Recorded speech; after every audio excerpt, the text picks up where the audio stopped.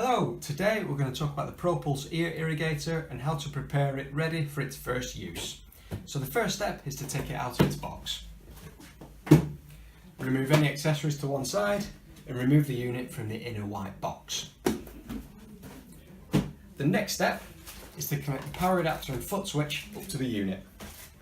Taking your power adapter and ensuring that it's plugged into the mains first and your unit is turned off, you can now plug in the power adapter.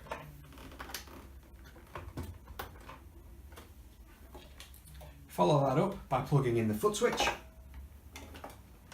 and having a check of the mushroom valve and washer on the underside of the unit. That is intact. The next step is to remove the sticker from the interior of the reservoir and fill the reservoir with water up to the horizontal fill line. Press the reservoir firmly down onto the base unit and insert a QRX tip.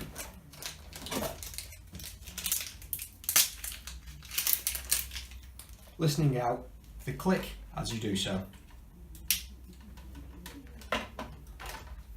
Turn the unit on and you're ready to clean before first use.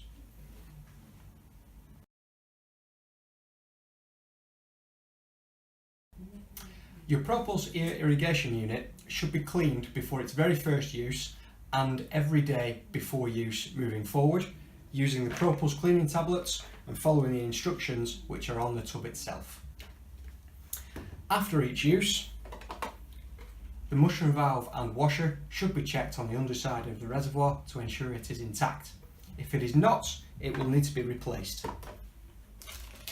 If you have a ProPulse 2017 unit or a G5, you will need kit 5011. If you have an NG unit or a ProPulse 3 unit, you should have kit 1006.